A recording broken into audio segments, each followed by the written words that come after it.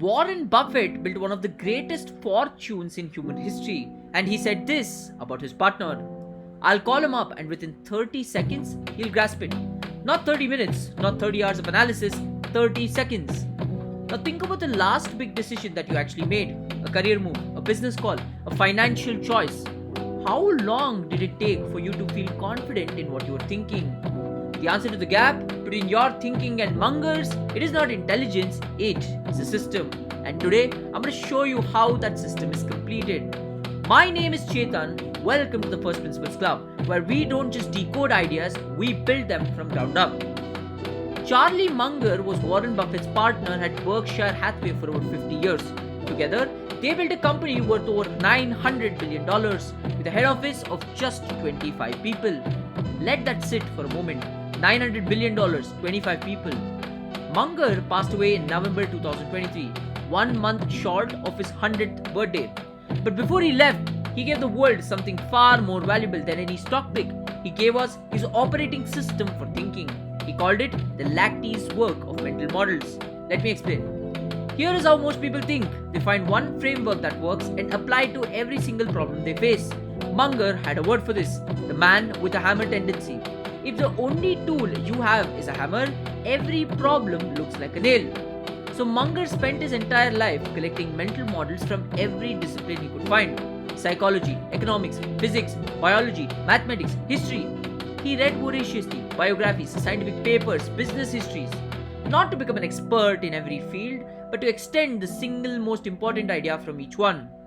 Over 120 models collected over 70 years, his core working was set 80 to 90 tools in his mind at all times. So when a problem actually arrives, he could see it from 80 different angles simultaneously. That is the Latticework, not a list of frameworks, a living interconnected system of thought. Here is what most people miss about this approach. He never used one model at a time, he triangulated. And here is how exactly that works in practice. Before making an investment decision, Munger would run it through 3 lenses simultaneously. 1. Psychology. Is there a human bias distorting how I see this? 2. Economics. Does the market logic actually support this? 3. Probability. What are the realistic odds of it actually being right? Only when all 3 are aligned did he act. If the opportunity only made sense through one of the lenses, he walked away almost immediately. He said it himself: if you only see 1 or 2 models, your mind will twist reality to actually fit them in. 1 model makes you rigid, 8 models makes you dangerous. Now, let me show you the 5 models Munger relied on the most. Not the full 120, the 5 that drove some of the most important decisions that he took as a billionaire investor. First, inversion. Most people ask, how do I succeed? Munger asked, what would guarantee failure, and avoided it. His exact words: all I want to know is where I'm going to die, so I'll never actually go there. In 1970, Munger looked at the airline industry. Most analysts asked which airline will grow the fastest. Munger asked, what kills airlines? Price wars, high fixed costs, union disputes, fuel volatility. He concluded that no airline had durable answers to any of these factors, so he never invested in airlines. Berkshire's won airline investments decades later. Buffett's own admission agreed that it was a mistake. Inversion could have caught it and changed it almost immediately. Second, circle of competence. Munger was ruthless about knowing what he knew, and more importantly, what he did not know. When the dot-com boom was at its peak in the late 1990s, every investor was pouring money into technological stocks. Munger and Buffett refused. Not because they thought tech was bad, because they said we don't understand the business models well enough to invest money. The Nasdaq dropped 78% between 2000 and 2002. Berkshire was untouched.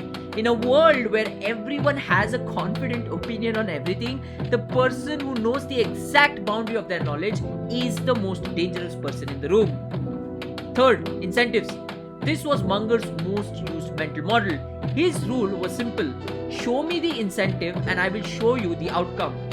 Think about a CEO whose annual bonus is tied to quarterly revenue. Not long-term value, not customer satisfaction, not culture, just the quarter's revenue numbers. What does the CEO then do? They cut costs that don't show up immediately. They delay investments that pay off in 3 years. They optimize for the next 90 days, even if the damage next decade. Not because they are bad people, because this is what the system rewards. Before analyzing any situation, any business, relationship, or policy, Munger first asks, what does each person here actually benefit from? Not what they say, what does this structure actually reward? People do what the system incentivizes every single time. Fourth, margin of safety. Munger borrowed this directly from engineering. When engineers build a bridge designed to hold 10,000 kilograms, they build it to hold 30,000. Not because they expect 30,000, because they know they cannot predict everything. Wind, earthquakes, human errors. Munger applied this to every decision. Never assume your analytics is perfectly right. Always leave the room being wrong. Because the person who is never wiped out is always the person who will eventually go on to win. Fifth, Lollapalooza. This is the mental model most people have never heard of, and it is one of the most powerful ones Munger ever identified. A Lollapalooza effect is what happens when multiple forces all point in the same direction at the same time. January 2021, GameStop, a struggling video game retailer, suddenly became the most talked about stock on earth. Social media momentum, short squeeze mechanics, FOMO, herd behavior. None of these forces alone would have moved the stock dramatically, but all of them together did simultaneously. They sent it up by 1700% in 3 weeks. Then every single investor or every single person who pushed it, they reversed it all at once, and it collapsed just as violently. Munger said understanding Lollapalooza was the key to understanding almost every major market crash or almost every extraordinary market opportunity in financial history. Because nobody looks for the convergence, they only see one force at a time. Here is what I need you to understand about everything I just showed you. The models are not the point, the daily practice of them is the point. Munger didn't need a list or memorize it, he just built a habit. Every morning before acting on anything significant, he asked 3 questions. Which models apply to the situation? What am I most likely missing? Where could I catastrophically go wrong? That practice compounded daily over 70 years, and it is what produced the 30-second mind. You can start today before your next important decision. Run it through just the 5 models from this video. 5 lenses, 10 minutes. See what you find and what you would have actually missed. You do not need 120 models. Start with 10. Learn them deeply. Apply them relentlessly. Begin with the 5 today. Inversion, circles of competence, incentives, margin of safety, Lollapalooza. Here is your first example. Take the biggest decision you are currently facing. Write it in 1 sentence. Now, run it through each of the 5 models. What does inversion say? What does your circle of competence say? What are the incentives of every person involved? What is your margin of safety, and are there any forces converging right now? You will find something that you had not seen before. That is the system working. Charlie Munger spent nearly 100 years building a mind that could handle anything. He did it with 1 model at a time, 1 question at a time, 1 decision at a time. The model exists, the system exists. You now have both. If this kind of thinking is what you're after, First Principles Club is exactly where you should be. Subscribe and turn on the notifications. Think from scratch. Build what matters. Ladies and gentlemen, boys and girls, I will see you tomorrow.